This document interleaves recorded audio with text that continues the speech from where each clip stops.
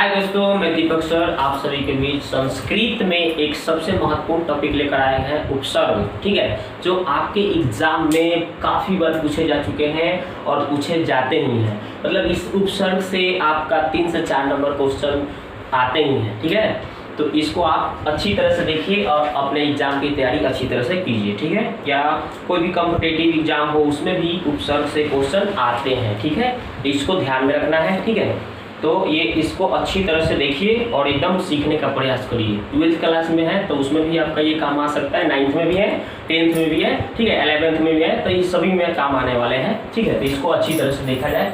तो देखिए यहाँ पे हम संस्कृत की बात कर रहे हैं। ठीक है, यहाँ पे संस्कृत की बात कर रहे हैं, संस्कृत। ठीक है, तो यहाँ पे हम संस्कृत में हम बता रहे हैं कि उपसर्ग कौन कौन से होते हैं और कितने होते हैं। ठीक है, तो चलिए देखते हैं। यहाँ पे देखिए हमने सबसे पहले इसका परिभाषा लिख दिया है कि उपसर्ग होता क्या है। तो हमने लिखा है कि वह शब्द जो किसी शब्द के पहले लगकर, ठीक है, जो किसी शब्द के पहले लगकर, वह शब्द जो किसी शब्द के पहले, देखिए इसमें छूट गया है पहले, यहाँ पे लिख लीजिएगा शब्द के पहले, ओके, लगकर, यहाँ पे लगकर लिखना है, लगकर। ठीक है,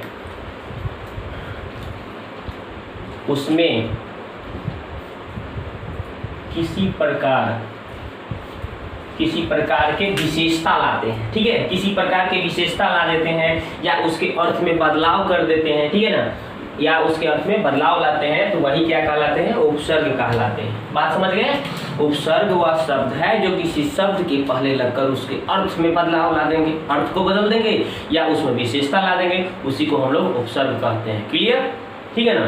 तो इसको हमने उपसर्ग में आपको बताया कि उपसर्ग क्या है। अब देखिए उपसर्ग संस्कृत में कितने होते हैं भाई, तो उपसर्गों की संख्या 22 होते हैं। याद रखिएगा कि उपसर्गों की कुल संख्या कितनी, 22। क्लियर, उपसर्गों की कुल संख्या 22। ये ऑब्जेक्टिव में पूछे जा सकते हैं कि उपसर्गों की संख्या संस्कृत में कितने होते हैं, तो 22 आप बताइएगा कौन कौन है भाई। देखिए यहाँ पे हमने लिख दिया है प्र, अधि, आ, अभि, प्र, अधि, आ, अभि, नी, परा, अति, औ, निस, परि, दुर, दुस, प्रति, अपि, अप, वि, अनु, उप, सम, निर, सु, उत, ये सब हो गया उपसर्ग। इसमें आप इसको काउंट करिएगा तो टोटल 22 होंगे। ठीक है, तो ये उपसर्ग हो गया भाई। चलिए इसको याद कैसे रखेंगे, वो भी ट्रिक सीखते हैं कि इसको याद कैसे रखेंगे। ठीक है, चलिए देखते हैं उस ट्रिक को।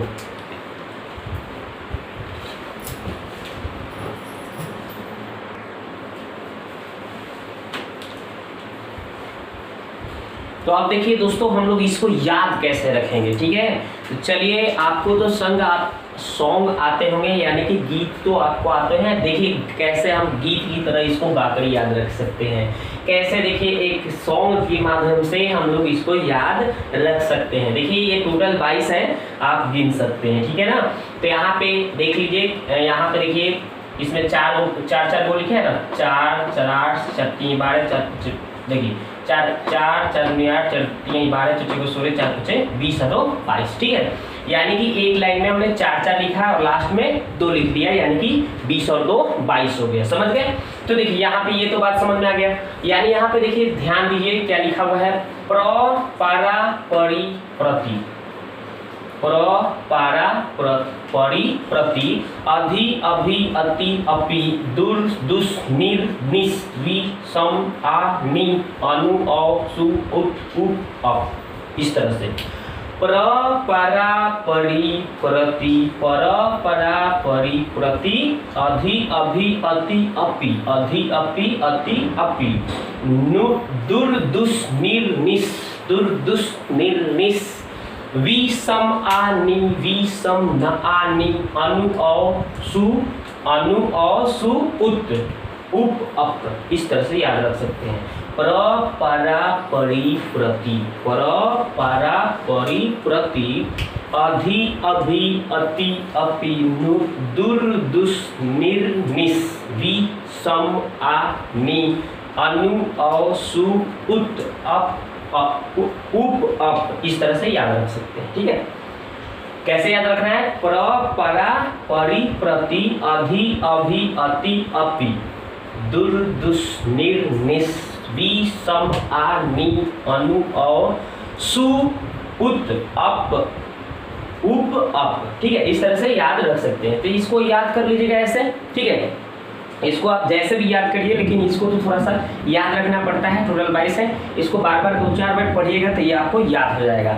अब याद हो जाएगा तो क्वेश्चन कैसे आते हैं वो सीखते हैं। जैसे इस तरह से क्वेश्चन आ जाएंगे, यहाँ पे देखिए मैं लिख देता हूँ, लिख देगा कि संस्कृत, ठीक है, संस्कृत में कौन सा उपसर्ग लगा है, कौन सा उपसर्ग है, कौन सा उपसर्ग है, ठीक है, ये हो गया क्वेश्चन, ठीक, कौन सा उपसर्ग है। ऑप्शन दे देगा आपका सम, औ, सु, और ऑप्शन में दे देगा नॉन, मतलब कोई नहीं, ठीक है। तो इस तरह से ऑप्शन रहेंगे तो आप क्या लिखेंगे, देखिए संस्कृत को अगर आप संधि विच्छेद करिएगा तो क्या हो जाएगा, सम प्लस कृत, क्या हो जाएगा, सम प्लस कृत संस्कृत। तो शुरू में क्या लगा है, कौन सा शब्द लगा है, सम लगा है, तो इसका क्या हो जाएगा भाई, सम उपसर्ग लगा है, यही इसका आंसर हो गया। इस तरह से और भी पूछे जाते हैं, जैसे पूछ देता है कि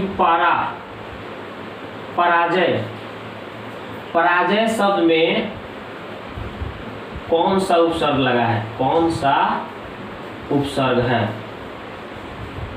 उपसर्ग है।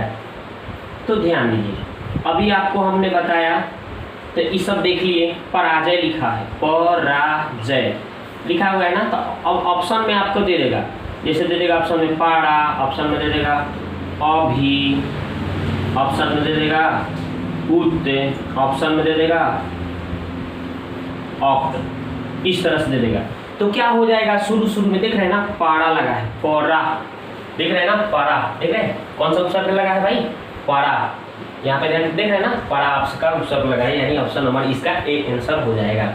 तो इस तरह से हम लोग उपसर्ग को आसानी से बता सकते हैं, ठीक है। चलिए और देखते हैं, आपको दिखाते हैं। जैसे अब मान लीजिए यहाँ पे दूसरा क्वेश्चन हम डाल देते हैं, जैसे दे देगा अभिमान, अभिमान, तो अभिमान में कौन सा उपसर्ग लगा है, अभि, उप, अप, सु, तो क्या होगा इसमें उपसर्ग, देख रहे हैं ना, शुरू में अभी लगा हुआ है, तो क्या हो जाएगा उपसर्ग, अभी, देख लीजिए अभी है ना। तो इस तरह से आपको उपसर्ग में अब थोड़ा भी आपको टेंशन नहीं होगा, आसानी से आप क्वेश्चन को सॉल्व कर सकते हैं, ठीक है। अभिमान हो जाएगा, जैसे अत्याचार, ठीक है, तो अत्याचार अगर मान लीजिए ऐसे लिखा हो, आप कह देगा कि अत्याचार में कौन सा, ठीक है, लिख देगा कि कौन सा उपसर्ग लगा है, कौन सा उपसर्ग है, उपसर्ग है, तो क्या हो जाएगा, इसमें तो आपने समझ गया उपसर्ग है, कौन सा उपसर्ग है। अब देखिए, तो इसमें ऑप्शन में दे देगा अति, अभी, सु, ठीक है, और उसके बाद में दे देगा प्रति। तो इसमें देखिए अत्याचार लिखा हुआ है, तो अगर आप इसको संधि विच्छेद करेंगे ना तो क्या हो जाएगा, अति प्लस आचार, अत्याचार, अति जोड़ आचार, अत्याचार। तो शुरू में क्या लगा है, अति, अति, तो इसमें कौन सा उपसर्ग हो जाएगा, अति। आप देख लीजिए इसमें अति दिया है कि नहीं, देखिए यहाँ पे अति दिख रहा है, समझ गए। तो इस तरह से आपको उपसर्ग बनाना रहेगा, तो ठीक है ना। तो इस तरह से आपको उपसर्ग में थोड़ा भी टेंशन अब नहीं होगा। इस वीडियो को एक बार दो बार देखिए और इस उपसर्ग को बार बार सुनिए ताकि आपको दिमाग में याद हो जाए, अच्छी तरह से याद हो जाए और अपने एग्जाम में अच्छी तरह से जैसे इस तरह से क्वेश्चन आएंगे आसानी से सोल्व कर लेंगे, ठीक है। तो वीडियो यदि आपको अच्छा लग रहा है तो पहली बार चैनल पर आया है तो सब्सक्राइब कर लीजिए और साथ ही बेल आइकन घंटी को दबा दीजिए ताकि इस तरह से जितने भी वीडियो आए आपके पास आप उसको अच्छी तरह से देखें और सीखें, ठीक है। और अब एग्जाम की अपने अच्छी तरह से तैयारी करें। तो वीडियो को देखने के लिए आपको बहुत बहुत धन्यवाद। मिलते हैं नेक्स्ट वीडियो में।